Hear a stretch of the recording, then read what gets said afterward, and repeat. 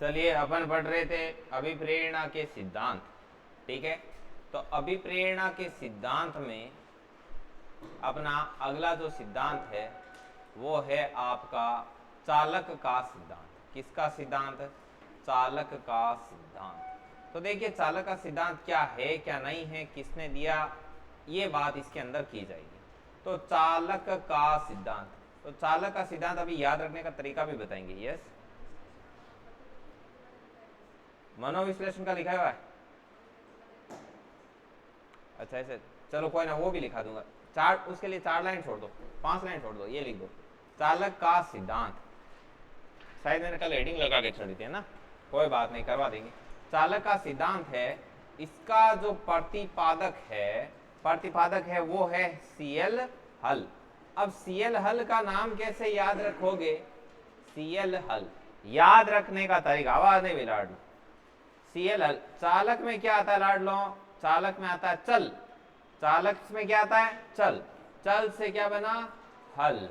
तो चालक का सिद्धांत, इसने कहा था कि किसी व्यक्ति के अंदर चालक जितना तीव्र होगा उतनी ही अभिप्रेरणा क्या होगी? तीव्र होगी। जैसे मैंने आपको एक चीज बताई, जैसे आपके शरीर में कोशिकाएं होती है, कोशिकाओं में पानी की आवश्यकता होती है, जिसके फलस्वरूप चालक प्यास उत्पन्न होती है, तो फिर प्रोत्साहन के रूप में हम पानी ग्रहण करते हैं। अभिप्रेरणा चक्र जो कि हिलगार्ड ने दिया था उसमें पढ़ा था।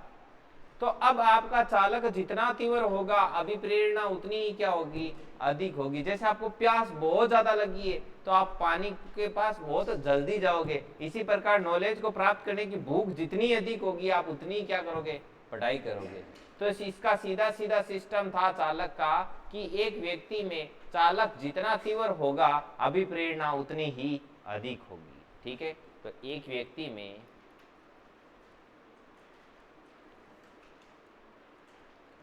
चालक जितना तीव्र होगा, एक व्यक्ति में चालक जितना तीव्र होगा अभिप्रेरणा उतनी अधिक होगी।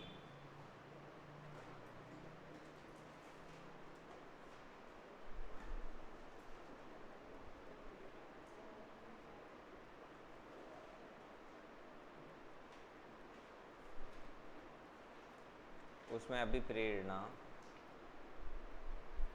उतनी ही अधिक होगी। एग्जाम्पल, भूख तेज होने पर हम जल्दी भोजन करते हैं, समझ में आई बात? या फिर ज्यादा भोजन करते हैं। ऐसे भूख तेज होने पर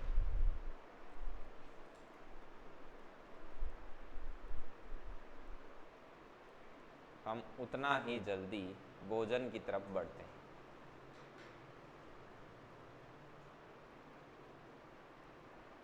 उतना ही जल्दी भोजन की तरफ जाते हैं।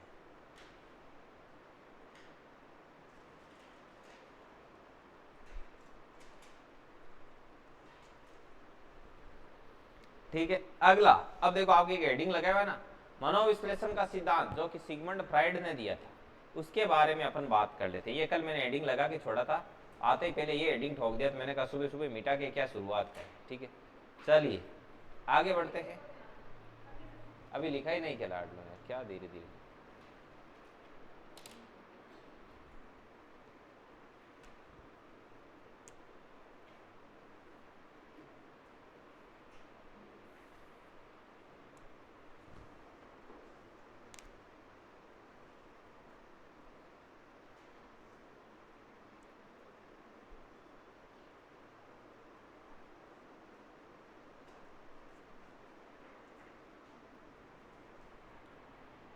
चलिए आगे बढ़ते हैं। अगला है मनोविश्लेषण का सिद्धांत, जो कि किसने दिया था? Sigmund Freud. तो यहां पर आएगा मनोविश्लेषण का सिद्धांत। अब इसको समझना, ये क्या कहता है सिगमंड फ्राइड? मनोविश्लेषण का सिद्धांत सिगमंड फ्राइड। सिगमंड फ्राइड कहता है कि एक व्यक्ति में 2 प्रकार की मूल प्रवृत्तियां पाई जाती है जो उसे किसी भी कार्य को करने की तरफ अग्रसर करती है। इसमें इंपॉर्टेंट क्या है वो मैं पहले ही बता देता हूं। सबसे ज्यादा इंपॉर्टेंट है इसका ये नाम, कि ये जो नाम है, ये सॉरी मनोविश्लेषण का सिद्धांत है वो किसने दिया। इसके प्रतिपादक कौन है? This is very very and very important question, आपको हर दूसरे एग्जाम में मिलेगा। अब आगे क्या कहता है? इसके अनुसार मूल प्रवृत्तियां हैं, इसके अनुसार मनुष्य में दो प्रकार की मूल प्रवृत्तियां होती है जो व्यक्ति को कोई ना कोई कार्य करने के लिए क्या करती है? अग्रसर करती है। कौन कौन सी? एक होती है इरोज, एक होती है थेनेटोज। ठीक होती, एक होती है इरोज, इसको इरोस भी लिखा हुआ मिल सकता है, और एक होती है थेनेटोस या थेनेटोज। ठीक है, अब ये होती क्या है? इसने कहा दो प्रकार की मूल प्रवृत्ति होती है। तो आपके दिल में सवाल आएगा कि मूल प्रवृत्ति होती क्या है? तो मूल प्रवृत्ति संवेग से जुड़ी होती है। जैसे मान लो क्रोध, आपका संवेग, क्रोध आया आपको, समझ में आई बात? ये होता क्या है कि शरीर में उत्पन्न होने वाला कोई भी संवेग जब बाहरी वातावरण से क्रिया करता है तो एक नया व्यवहार उत्पन्न होता है, उसे ही हम क्या कहते हैं? मूल प्रवृत्ति। आप बोलोगे कि सर कैसे? जैसे आपके अंदर क्रोध उत्पन्न हुआ, क्रोध आपके शरीर के अंदर उत्पन्न हुआ, जैसे ही क्रोध उत्पन्न हुआ तो बाहरी वातावरण से आपके क्रोध ने क्रिया की, तो नया व्यवहार क्या उत्पन्न हुआ? नया व्यवहार यह उत्पन्न हुआ कि आपकी युद्ध करने की इच्छा हुई, युयुत्सा। तो क्रोध संवेग से जुड़ी हुई जो मूल प्रवृत्ति है वो कौन सी है? युयुत्सा। क्रोध आने पर व्यक्ति में क्या होगी? युद्ध की इच्छा। समझ में आई बात? अब ये बाहरी वातावरण के साथ क्रिया है, युद्ध करना कोई संवेग तो है नहीं, ये बाहरी वातावरण के साथ क्रिया है। जबकि क्रोध क्या है? शरीर के अंदर उत्पन्न होता है, ये क्या है? संवेग। भय, भय एक संवेग है, डर। किसी भी व्यक्ति को कहीं पर भी डर लगे तो वो बाहरी वातावरण के साथ क्या क्रिया करता है? वो वहां से चला जाता है, पलायन। तो भय से जुड़ी हुई जो मूल प्रवृत्ति है वो क्या है?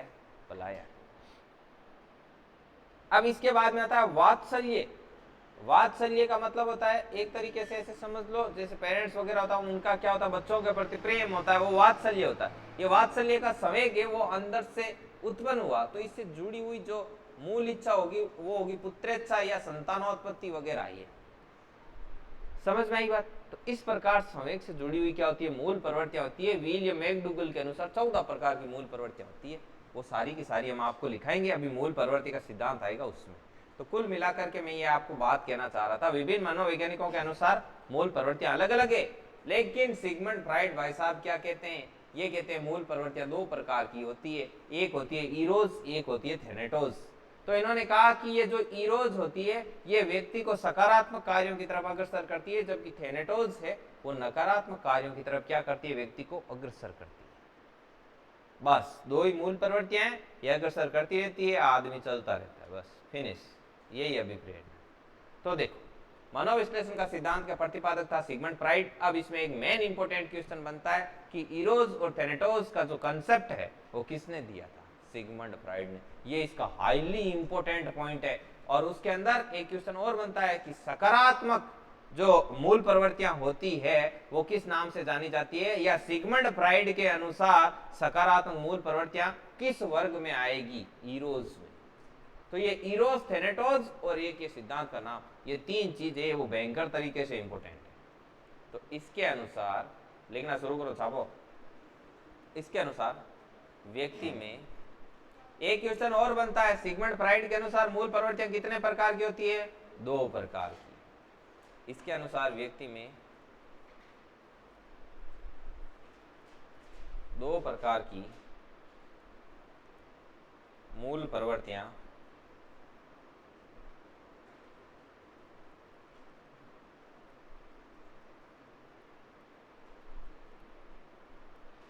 पाई जाती है जो व्यक्ति को किसी कार्य की ओर अग्रसर करती है।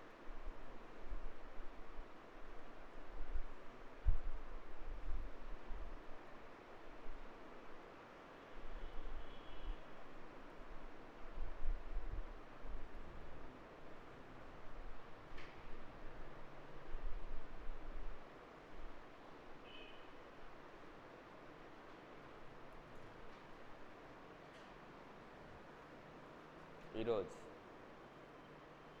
इरोज में लिखेंगे ये व्यक्ति को सकारात्मक कार्यों की तरफ अग्रसर करती है।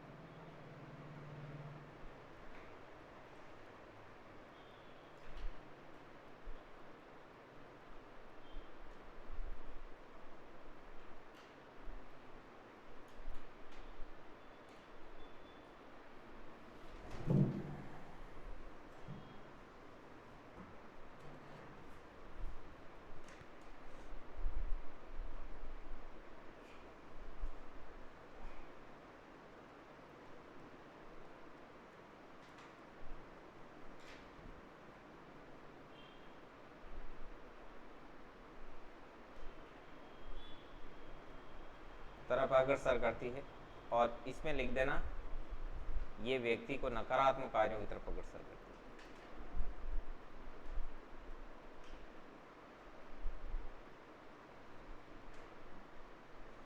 कार्यों की तरफ अग्रसर करती है।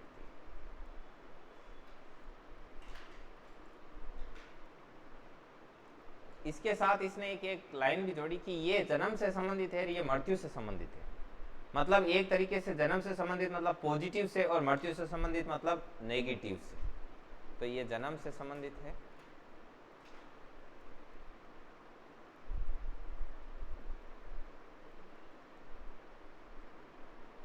ये मृत्यु से। अब आपके दिमाग में सवाल आएगा कि इसको ऐसे ही क्यों बोला कि ये जन्म से संबंधित है, और इसको ऐसे ही क्यों बोला ये मृत्यु से संबंधित है? क्यों? क्योंकि ये जो मूल प्रवृत्तियां हैं इरोज, ये निर्माणकारी अभिवृत्तियां, निर्माणकारी है। जबकि ये जो नेगेटिव है ये कैसी है? ये विध्वंसकारी है। तो इनसे निर्माण होता है मतलब जन्म होता है, और थैनेटोस से विध्वंस होता है, समाप्त होता है मतलब मृत्यु होती है। एक मिनट आप इतना लिखो, उसके बाद मैं और लिखाता हूं। इरोज में लिख देना ये निर्माण से संबंधित है, यह निर्माण से संबंधित है। इसमें लिख देना यह विध्वंस से संबंधित है। बस फिनिश।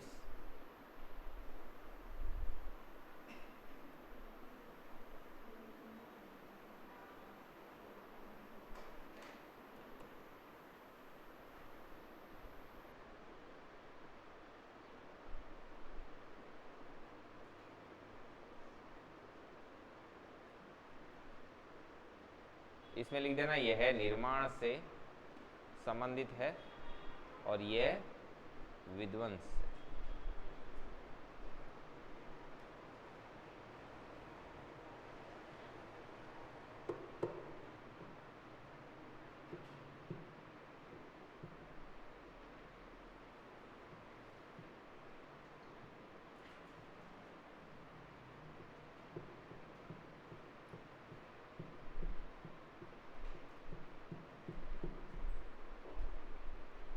हो गए?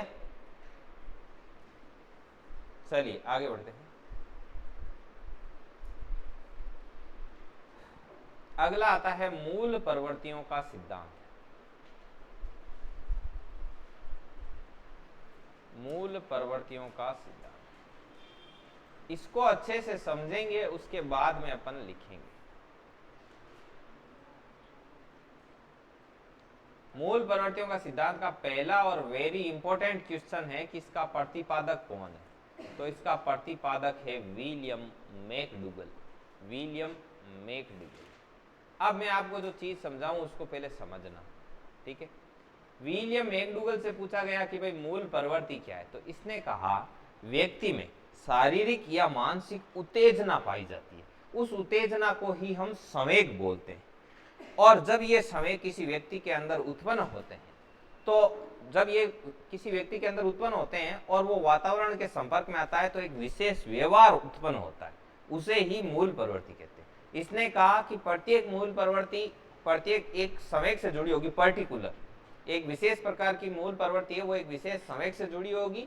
और मेरे अनुसार कुल 14 प्रकार की क्या होगी? मूल प्रवृत्ति होगी। और इन्हीं मूल प्रवृत्तियों के कारण व्यक्ति किसी काम को करने की ओर अग्रसर होता है, उसको अभिप्रेरणा मिलती है कि ये काम करना है। ये मेरा सिद्धांत है अभिप्रेरणा को लेकर। ऐसी बात किसने कही? William McDougall. तो विलियम मैकडूगल से पूछा गया कि आप थोड़ा अपने सिद्धांत को और समझाइए। तो उसने कहा कि जैसे किसी व्यक्ति को युद्ध करने की अभिप्रेरणा कैसे मिलती है कि वो युद्ध करने के लिए प्रेरित हो जाए। तो इन्होंने कहा कि पहले कोई व्यक्ति होता है, उसके अंदर संवेग उत्पन्न होता है। क्या? क्रोध। क्रोध क्या है? ये एक आपके शरीर के अंदर उत्पन्न होने वाली उत्तेजना है, और इस क्रोध के कारण व्यक्ति में युयुत्सा उत्पन्न होती है। क्या होती है? युयुत्सा मतलब युद्ध करने की इच्छा, और वो युद्ध करने पर आतुर हो जाता है। ये उसकी क्या हो गई? मूल प्रवृत्ति। मूल प्रवृत्ति क्या है? युयुत्सा, युद्ध करने की इच्छा है, वो उसकी क्या है? मूल प्रवृत्ति। अब इस मूल प्रवृत्ति के कारण वो लड़ाई करने की तरफ क्या हो जाता है? अग्रसर हो जाता है, अभिप्रेरित हो जाता है। तो उसको जो अभिप्रेरणा मिली वो किसके थ्रू मिली? मूल प्रवृत्ति के थ्रू। और मूल प्रवृत्ति कहां से आई? संवेग से। तो प्रत्येक मूल प्रवृत्ति किससे जुड़ी हुई होती है? तो ये कंसेप्ट किसने दिया था कि प्रत्येक मूल प्रवृत्ति है वो एक विशेष प्रकार के संवेग से जुड़ी होती है? William McDougall. विलियम मैकडूगल के अनुसार मूल प्रवृत्तियां कितने प्रकार की होती है? 14। मूल प्रवृत्तियों का सिद्धांत किसने दिया था? विलियम मैकडूगल ने। संवेग क्या है? व्यक्ति के अंदर उत्पन्न होने वाली शारीरिक या जो मानसिक जो उत्तेजना है वही क्या है? संवेग। संवेग उत्पन्न होते हैं और उसके बाद में प्राणी का वातावरण में जो एक विशेष प्रकार का व्यवहार उत्पन्न होता है उसको क्या कहते हैं? मूल प्रवृत्ति। ऐसे इसने पूरे सिद्धांत को एक्सप्लेन किया। तो अपन लिखना शुरू करते हैं।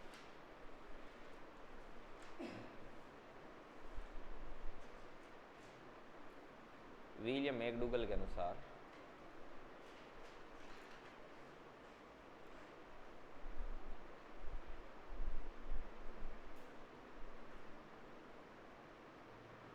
व्यक्ति में जो शारीरिक और मनोदैहिक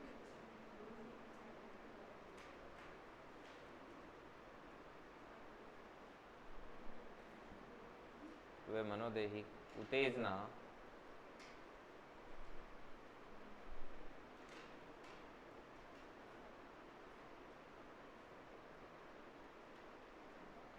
पाई जाती है उसे क्या कहते हैं? बोलो भाई। संवेग कहते हैं। बोलो तो सही। सुबह सुबह संवेग कहते हैं। संवेग के उत्पन्न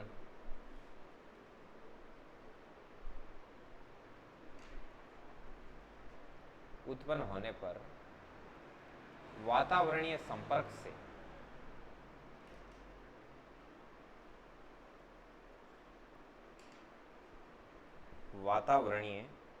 से व्यक्ति में एक विशेष प्रकार का व्यवहार पैदा होता है।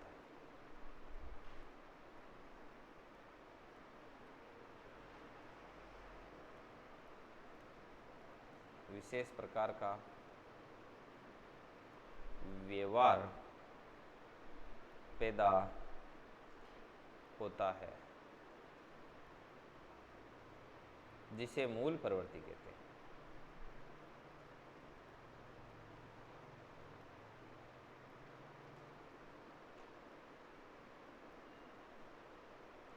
विलियम मैकडूगल के अनुसार 14 प्रकार की मूल प्रवृत्ति होती है। और चलो जिसे मूल प्रवृत्ति कहते हैं आगे लिख देता है। तथा इन्हीं मूल प्रवृत्तियों के कारण व्यक्ति किसी कार्य को करने की ओर अग्रसर होता है। ये ऐसे कैसे नाच रहा है?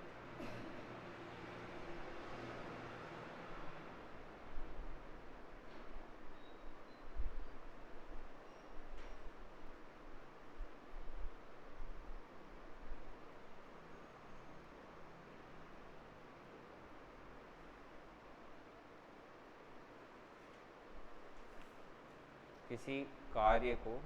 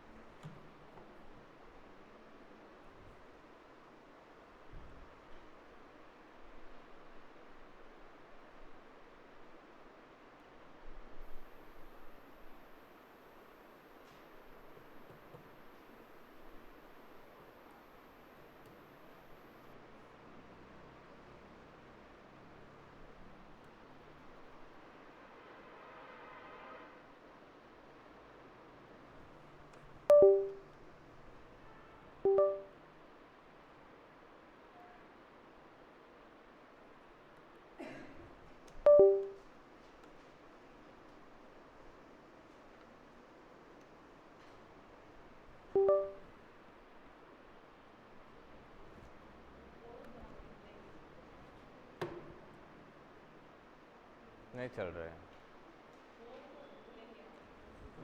इन्हीं मूल प्रवृत्तियों के कारण व्यक्ति किसी कार्य को करने की ओर अग्रसर होता है।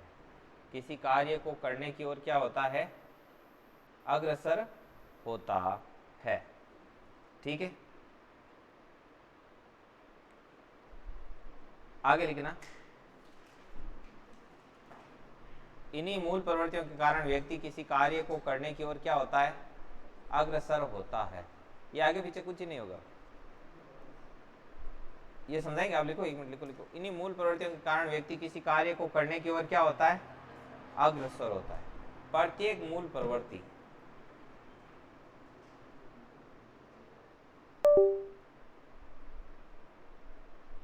प्रत्येक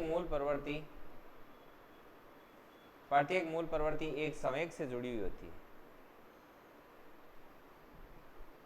प्रत्येक मूल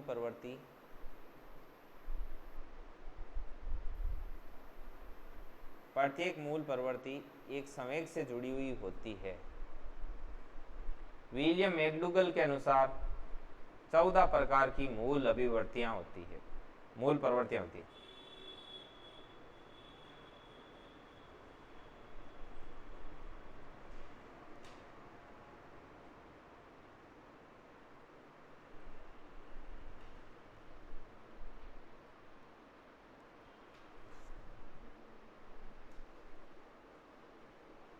विलियम मैकडूगल के अनुसार 14 प्रकार की मूल प्रवृत्तियां होती है।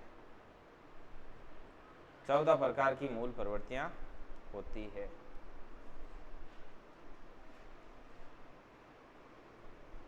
ठीक है,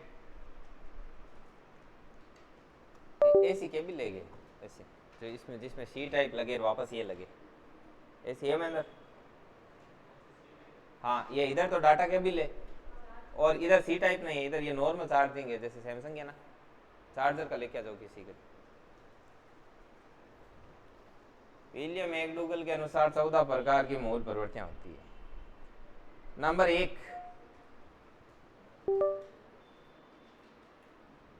1 में लिखो भय, इधर लिखो पलायन, इधर लिखो भय, इधर लिखो पलायन।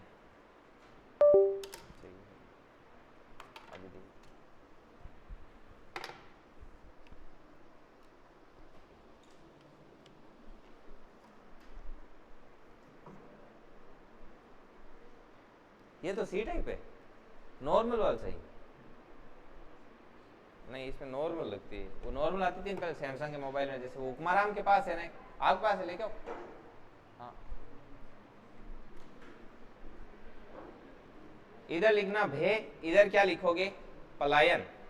तो भय क्या है, भय संवेग है, तो इधर ऊपर लिख दो संवेग, इधर लिख दो मूल प्रवृत्ति, इधर भय इधर पलायन, तो इधर सारे संवेग आ जाएंगे, इधर सारी मूल प्रवृत्ति आ जाएगी। तो लिखो भय, और इधर क्या लिखोगे, पलायन।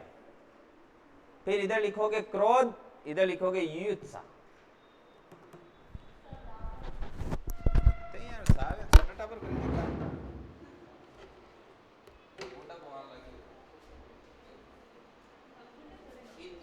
इधर क्या लिखना है, संवेग लिखना, ठीक है ना, इधर स्टार लगाना है, इधर क्या लिखोगे, मूल प्रवृत्ति, लिख दिए मूल प्रवृत्ति, ठीक है। तो अब इधर मान लो भय संवेग है, तो भय से क्या उत्पन्न होगा, पलायन उत्पन्न होगा, व्यक्ति पलायन करेगा। नंबर 2, क्रोध आएगा व्यक्ति को, क्रोध आएगा तो वो क्या करेगा, वो युयुत्सा में जाएगा, युद्ध करने की इच्छा होगी। नंबर 3, जैसे कुछ भी है, मान लो क्रोध हो गया और उसके बाद वात्सल्य आ गया, तो वात्सल्य से क्या होगा, पुत्रेच्छा होगी, ऐसे लिखना है।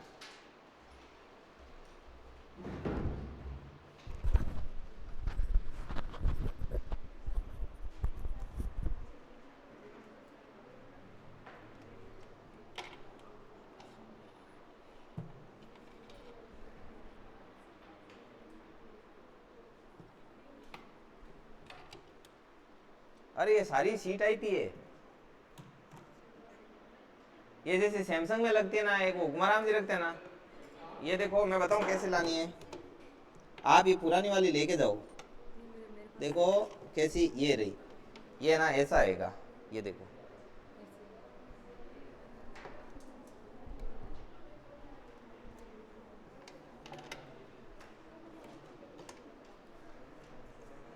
लिखो क्रोध, युयुत्सा, भय, पलायन। आगे लिखना शुरू करो, गणना, गणना होती है ना, गणना से क्या होती है, निवृत्ति। जिस व्यक्ति से गणना हो जाती है तो आप वहां से क्या करते हो, उसका पीछे छुड़ाने की कोशिश करते हो। गणना से क्या हो गया, निवृत्ति, गणना से निवृत्ति। फिर इधर लिखो स्वामित्व। स्वामित्व आता है ना संवेग में, तो स्वामित्व से आपके अंदर होता है संग्रह, इकट्ठा करने की प्रवृत्ति होती है। स्वामित्व से क्या होगा? संग्रह।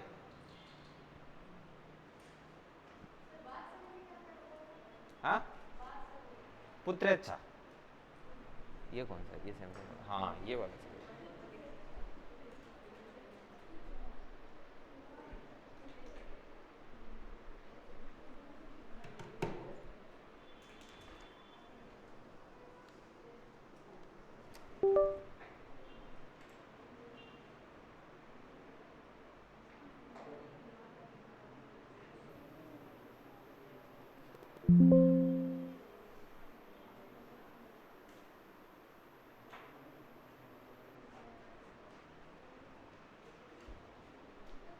वात्सल्य से पुत्रेच्छा लिख दिया। करुणा से होगा शरणागति।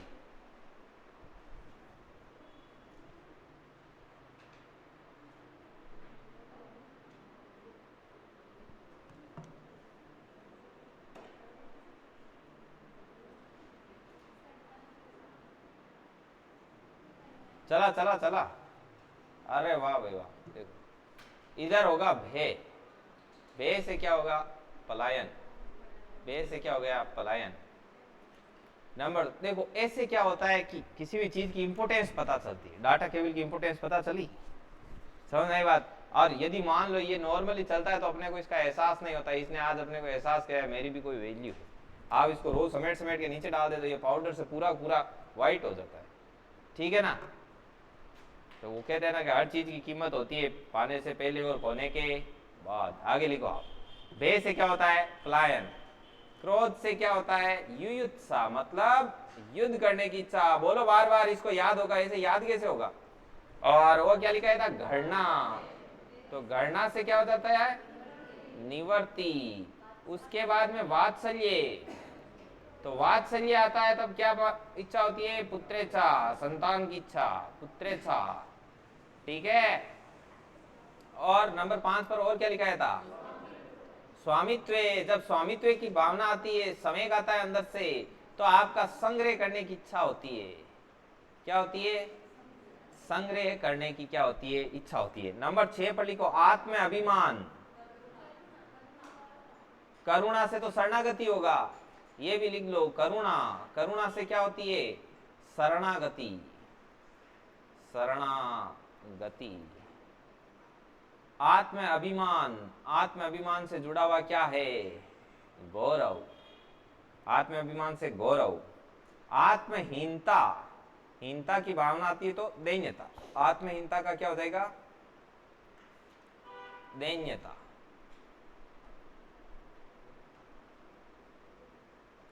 आत्महीनता का हो गया दैन्यता। आमोद, आमोद का मतलब होता है हंसी वाली फीलिंग होती है ना वो, तो उससे व्यक्ति क्या करता है? हंसता है, हास, आमोद। नंबर 10 कृति भाव। क्रिएटिविटी अंदर आती है तो व्यक्ति क्या करता है? रचनात्मकता करता है। कृति भाव से रचनात्मकता।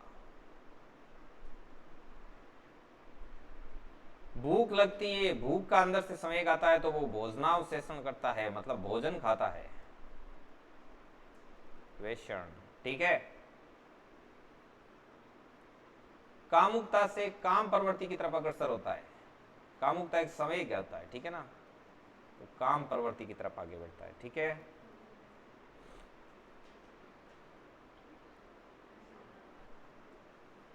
एकांकीपन होगा, अकेला होता है तब वो क्या करता है? एकाकीपन का भाव आते ही वो सामूहिकता की तरफ अग्रसर होता है।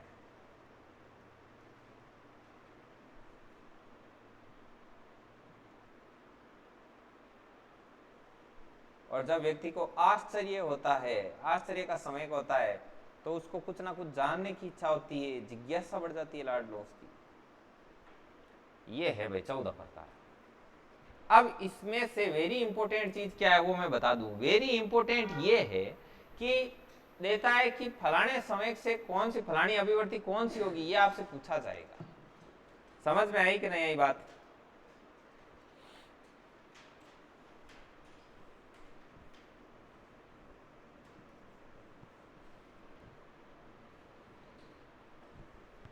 चलिए अब इसको एक एक करके पॉइंट को क्लियर करते हैं। नंबर पहला पहला देखो लाडलो, किसी भी व्यक्ति को कहीं पर भय लगता है ना, उसको डर सताता है ना, तो वो वहां से क्या कर जाता है, पलायन कर जाता है, वहां से वो चला जाता है। सीधी सीधी बात है, अंदर भय उत्पन्न हुआ चला जाएगा वहां से। अंदर क्रोध उत्पन्न हुआ तो उसकी युद्ध करने की इच्छा होगी। अंदर घृणा हुई, किसी चीज से क्या होगी, घृणा हो गई, तो घृणा होगी तो आप उससे क्या करोगे, पीछा छुड़ाओगे, तो ये क्या होगी, निवृत्ति। वात्सल्य, वात्सल्य में तो बच्चों के प्रति प्यार होता है, तो उससे क्या होती है, पुत्रेच्छा उत्पन्न होती है।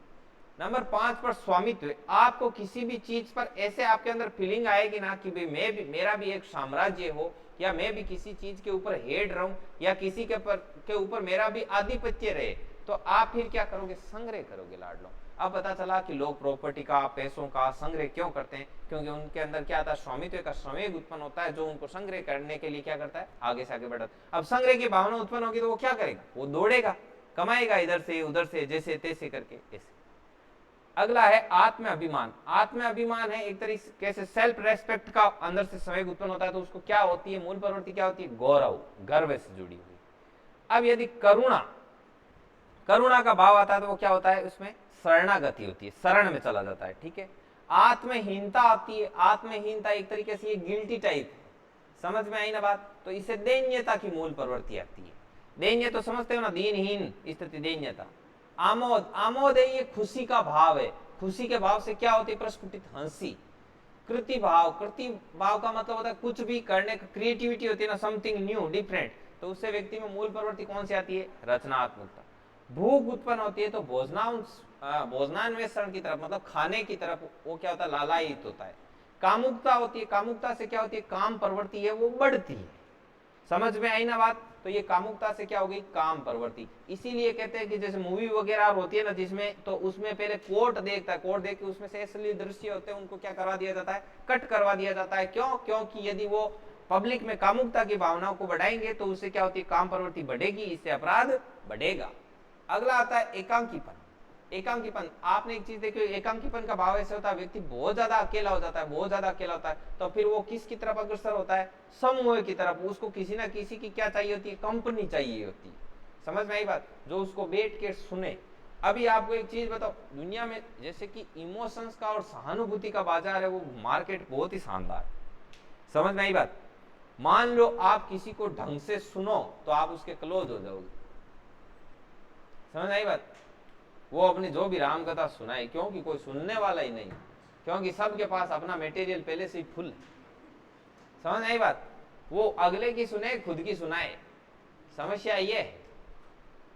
तो व्यक्ति बहुत ही ज्यादा एकांकीपन का शिकार होता है, तो वो किस में चला जाता है, सामूहिकता में चला जाता है।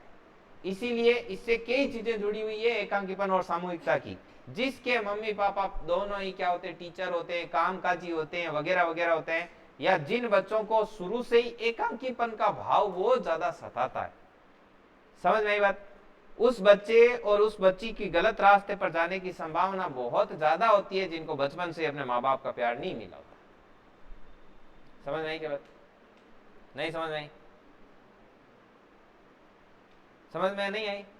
यदि किसी को शुरू से ही कोई बच्चा है, मान लो छोटा लड़का है, उसको शुरू से ही उसके मम्मी भी बहुत ज्यादा प्यार करते, उसके पापा भी बहुत ज्यादा प्यार करते, और वो प्यार से पला बढ़ा है, पूरा प्रेम से घर वालों ने लालन पालन करके, पूरा समय देके, वक्त बिता के बच्चे के साथ अच्छे से पेश आके बढ़ेगा, तो कोई गुंजाइश नहीं है कि उसको गलत रास्ते की तरफ डाइवर्ट किया जा सके, चाहे लड़का हो चाहे लड़की हो।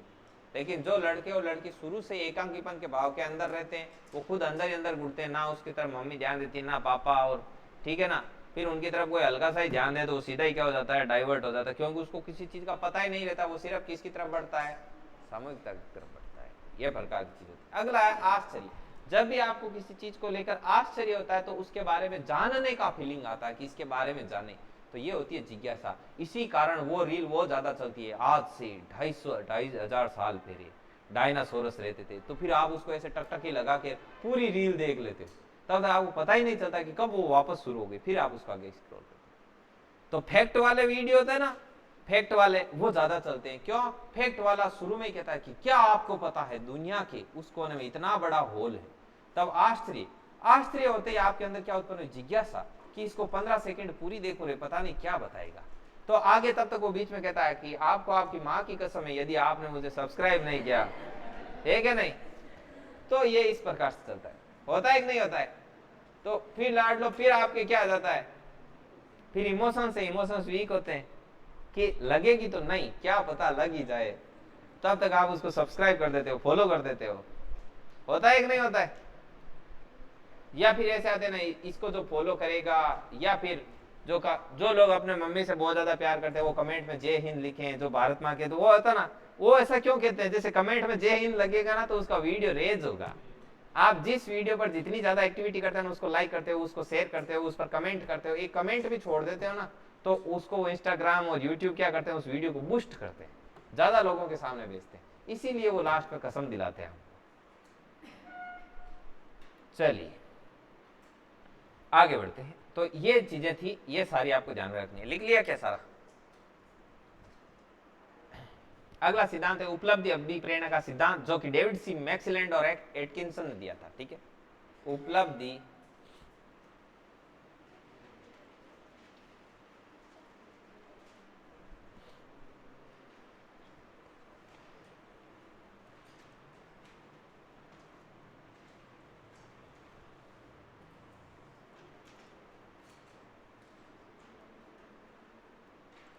इसके प्रतिपादक कौन थे?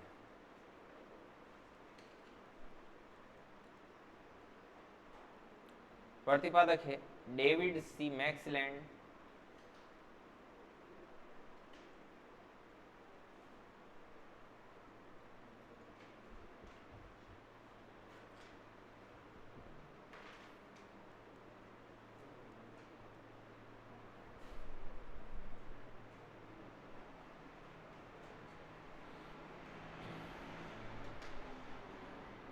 इसने क्या कहा, उपलब्धि अभिप्रेरणा का सिद्धांत। तो इसको याद रखने का तरीका भी बताएंगे अभी आपको।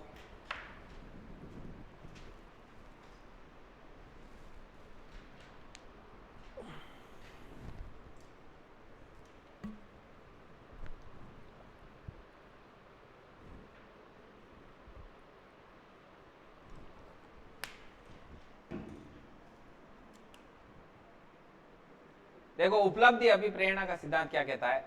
इन डेविड सी मैक्सलैंड भाई साहब के पास गए, इनसे पूछा कि अभिप्रेरणा क्या है। इन्होंने कहा अभिप्रेरणा कुछ नहीं है, सीधा सिंपल मामला है। यदि कोई अपॉर्चुनिटी दिखेगी, कोई अवसर है, तो व्यक्ति उस कार्य को करेगा कि अभी क्या है, अपॉर्चुनिटी है, मैं इसको कर लेता हूं। तो यदि कोई व्यक्ति किसी कार्य व्यवहार को अवसर की उपलब्धता के समय पूरा करता है, या अवसर की उपलब्धता के समय उस कार्य को करता है, तो वो जो अवसर होता है ना, अपॉर्चुनिटी, वो अवसर ही उस व्यक्ति के लिए प्रेरक का काम करता है। वो अवसर ही उस व्यक्ति को क्या करता है, कार्य करने के लिए मतलब प्रेरित करता है, और वो अवसर ही उसके लिए क्या उत्पन्न करता है, अभिप्रेरणा उत्पन्न करता है। ये है अभिप्रेरणा। ऐसी बात किसने कही? डेविड सी मैक्सलैंड और उसका सहयोगी था एटकिंसन। अब आपको ध्यान में कैसे रहेगा कि भाई उपलब्धि अभिप्रेरणा को याद कैसे रखूं? तो उपलब्धि में क्या है, उपलब्ध, यदि अवसर उपलब्ध रहेगा तो व्यक्ति कार्य करेगा, और उस कंडीशन में जो उपलब्ध अवसर है वही उसके लिए प्रेरक का या और अभिप्रेरणा का काम करेगा। याद रह देगा? तो लिखिए,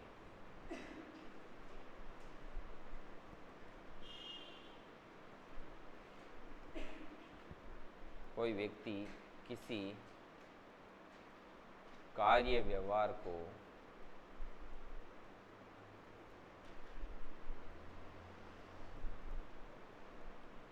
अवसर की उपलब्धता के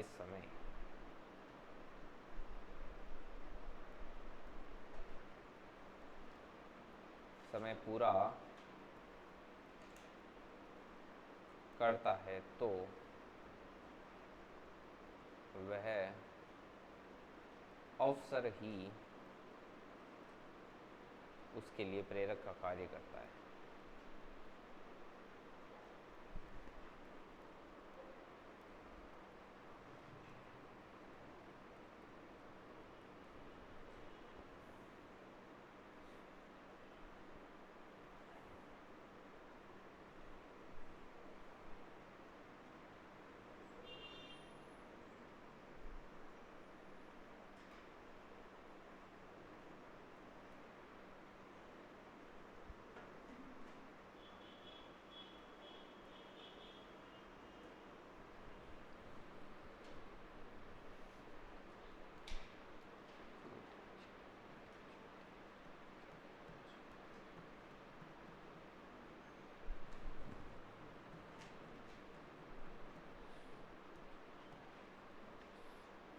चलिए आगे बढ़ते हैं।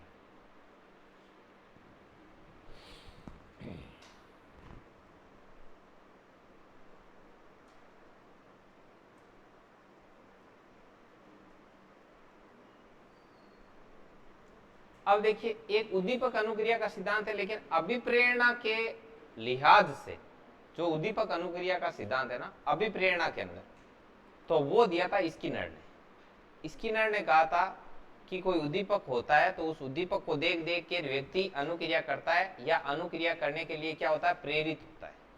तो ये एक तरीके से डेविड सी मैक्सलैंड वाला ही है। उसने भी तो क्या कहा था, अवसर को देख देख के करता है। समझ में आई ना बात? तो कोई मौका होता है तो मौके में ऐसे लगता है कि ये चीज हाथ लग जाएगी तो आदमी उसकी तरफ अग्रसर होता है। ये किसने कहा था? डेविड सी मैक्सलैंड ने। इन्होंने कहा था कि कोई टारगेट होता है ना, उस टारगेट को देखकर आदमी उस कार्य को करने को शुरू हो जाता है, और वो टारगेट ही उसके लिए किसका काम करता है? मोटिवेशन। तो इसमें उद्दीपक और अनुक्रिया होगी। तो ये अभिप्रेरणा के लिहाज से जो उद्दीपक अनुक्रिया का सिद्धांत है वो दिया था स्किनर ने। लिखो,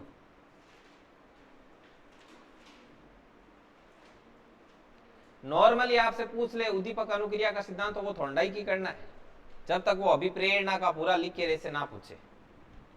ठीक है, एक सेकेंड। हेलो, हाँ सर, कोचिंग? हाँ सर, बस क्लास ले जाए।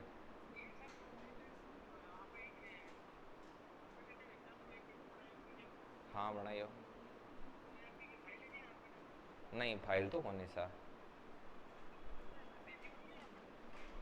नहीं नहीं नहीं फाइल कौन भेजी थाने ना, मैं दूसरो पूरा पेपर ही भेज दियो तो बना बनायो 150 16 को अलग अलग। ठीक है ठीक है ठीक है। हाँ तो आते भेज थे, थोड़ा वेट कर ले होगे नहीं जन, देखो कि तो 11 बजे क्लास छूट जो भेजते। ठीक है 12 मिनट में भेज देंगे था ना, क्लास कहीं रनिंग है। ठीक, उद्दीपक अनुक्रिया का सिद्धांत ये किसने दिया था आपका? ये दिया था आपका स्किनर ने। तो स्किनर ने क्या बात कही वो लिखिए। यदि स्किनर ने क्या क्या कहा था, ऐसे लिख लो, एक व्यक्ति जब भी किसी उद्दीपक के संपर्क में आता है, फटाफट लिखो,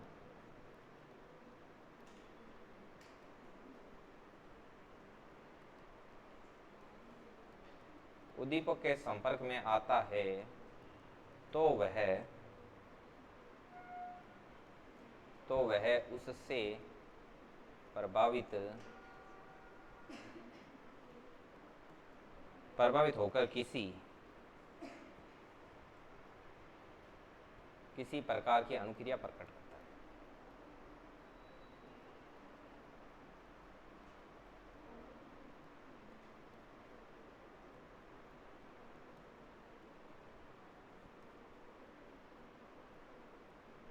यहां पर उद्दीपक ही प्रेरक का काम कर रहा है।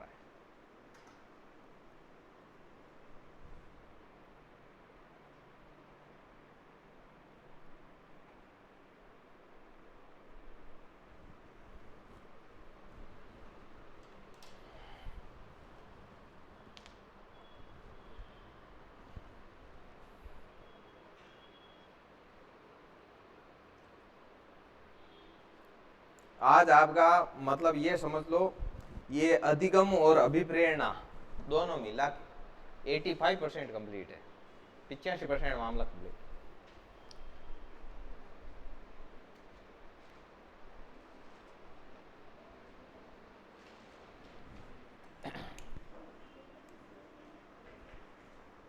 अगला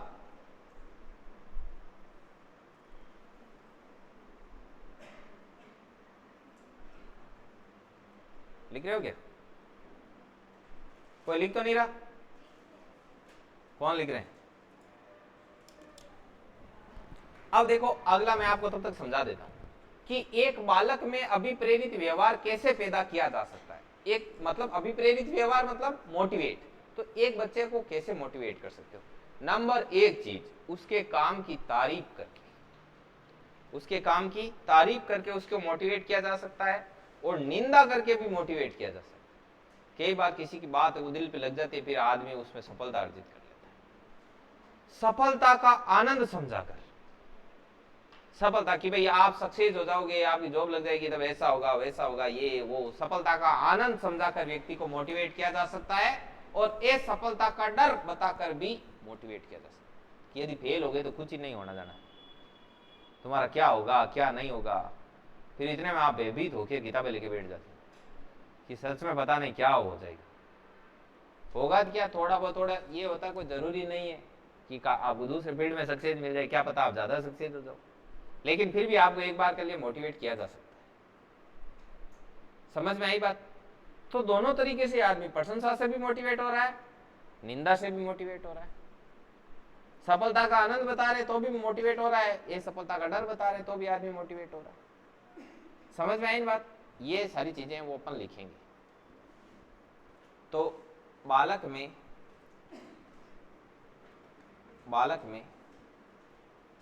अभिप्रेरित व्यवहार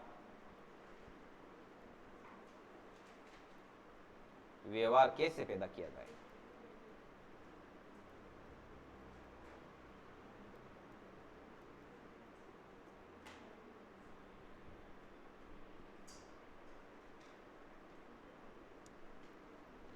नंबर एक चीज, सिद्धांत कंप्लीट है, उपलब्धि अभिप्रेरणा के सिद्धांत कंप्लीट हो गए नए आईडी में। पहली बात, प्रशंसा कर दो, चाहे बच्चे की कर दो निंदा। नंबर दो, उसको सफलता का आनंद बताओ कि लॉटरी लग जाएगी तेरी, सफलता का आनंद। फिर बताओ उसे असफलता का भय। अब आप साइकोलॉजी लगा के देखना, आपको लगेगा कि यार बचपन में अपन इसका शिकार हुए, असफलता का भय। नंबर चार, कंपटीशन, प्रतियोगी परीक्षाओं का आयोजन कराओ, प्रतियोगिता का आयोजन कराओ, बच्चों में क्या पैदा करो, कंपटीशन की भावना पैदा करो, प्रतियोगिता का आयोजन।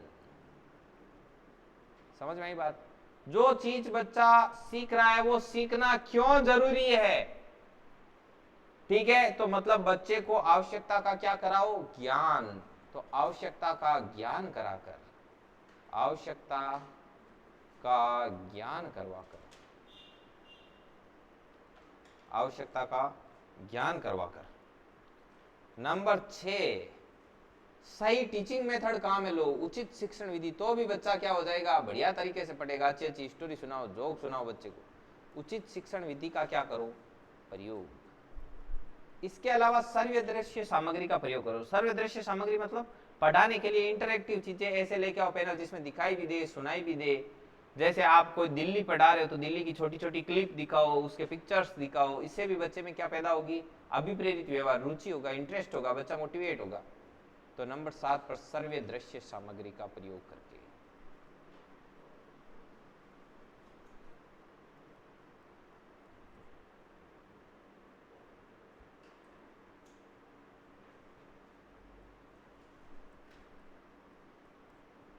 तो ये तो बहुत ही ज्यादा इजी है। अब मैं बताऊं ना, आप इसको, इन चीजों को तो कॉमनली पढ़ लेना, रट्टा मारने की जरूरत नहीं है। ये तो आपके कॉमन सेंस पे डिपेंड करता है यार, आपको पता है ना किस चीज से मोटिवेट हो सकता है, किस चीज से मोटिवेट नहीं हो सकता है। जैसे बोल दे कि निम्न में से बच्चे में अभिप्रेरित व्यवहार पैदा करने के सही तरीके हैं, 3 तो इसमें से दे दे, तीसरा दे दे कि उसको उसकी पिटाई करके। तो सीधा ही दिखाई दे रहा है पिटाई करने से मोटिवेट थोड़ी होता है। तो ऐसे अगला अभिप्रेरणा टॉपिक अंतिम चरण की तरफ चल रहा है। अब अंतिम पॉइंट है अभिप्रेरणा का, अभिप्रेरणा की भूमिका, कि मोटिवेशन का आपकी लाइफ में क्या क्या रोल है। दमादम छापने पर जोर दो, 4 मिनट रहे। अभिप्रेरणा की भूमिका। नंबर 1, आप किसी में उचित व्यवहार पैदा कर सकते हो, व्यवहार निर्माण में इसका योगदान है।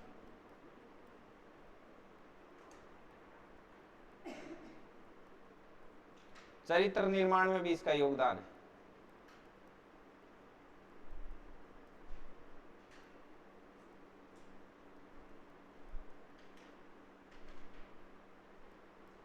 इंटरेस्ट पैदा करने में।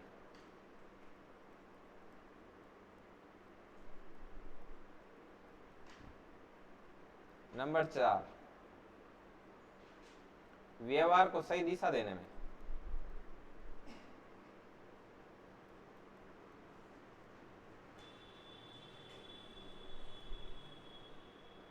ध्यान केंद्रित करने में।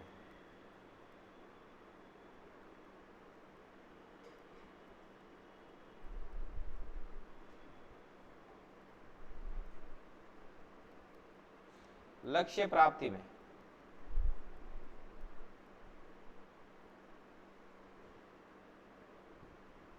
व्यवहार पर नियंत्रण भी रख सकते हैं।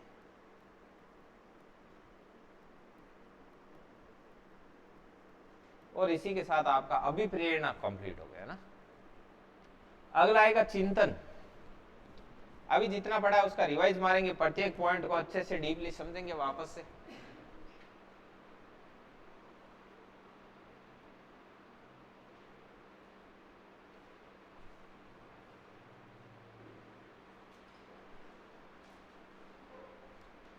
देखो, आप व्यक्ति का सही व्यवहार का निर्माण कर सकते हो, उसका व्यवहार है उसको कंट्रोल भी कर सकते हो। चरित्र निर्माण में चरित्र कोई छोटा शब्द नहीं है, चरित्र बहुत बड़ा शब्द है। आपकी समाज में क्या पहचान है, आप कितना अच्छे हो, कितना बुरे हो, सभी चीजें ओवरऑल मिला के आपका क्या बनता है, चरित्र बनता है। आपका किसी चीज में इंटरेस्ट पैदा किया जा सकता है मोटिवेट करके, आपके व्यवहार को सही डायरेक्शन दी जा सकती है।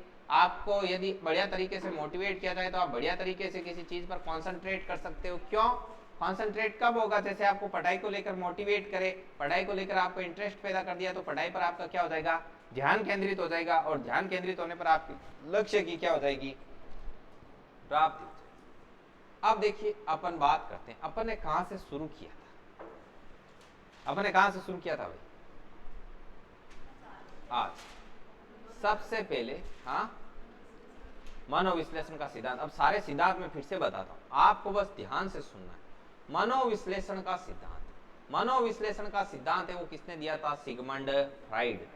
सिगमंड फ्राइड ने कहा था कि कुछ ही नहीं है, व्यक्ति में दो प्रकार की क्या होती है, प्रवृत्तियां होती है, मूल प्रवृत्तियां होती है, वो व्यक्ति को किसी भी कार्य को करने के लिए प्रेरित करती है। उसमें एक होती है इरोस, एक होती है थेनेटोस।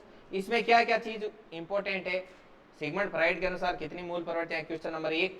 मनोविश्लेषण का सिद्धांत किसने दिया, क्वेश्चन नंबर 2। ठीक है, इरोस और थेनेटोस है तो वो किसने बताई थी, तो सिगमंड फ्राइड ने। ठीक है, और जो एक सकारात्मक मूल प्रवृत्तियों का जो हिस्सा है उसको सिगमंड फ्राइड ने किस नाम से रिप्रेजेंट किया, प्रस्तुत किया, इरोस। समझ में आ गई। जन्म से संबंधित निम्न में से कौन सी मूल प्रवृत्ति है, इरोस। निर्माण से संबंधित इरोस, और बाकी सारी थेनेटोस। ये फिनिश हो गया। एक हमने आते आते चालक का सिद्धांत पढ़ा था, चालक में चल, चल से हल, सीएल हल। जिस व्यक्ति में चालक जितना तीव्र होगा वो उतना ही क्या होगा, अभिप्रेरित महसूस करेगा, अभिप्रेरणा उसमें उतनी अधिक होगी। ये क्लार्क लियोनार्ड हल का सिद्धांत है, सीएल हल। एक व्यक्ति में भूख ज्यादा होती है तो वो भोजन की तरफ उतना ही तेजी से क्या होता है, अग्रसर होता है। तो मनोविश्लेषण का सिद्धांत आ गया, चालक का सिद्धांत आ गया अभिप्रेरणा को लेकर के, और उसके बाद में अपन ने पढ़ा था मूल प्रवृत्ति का सिद्धांत।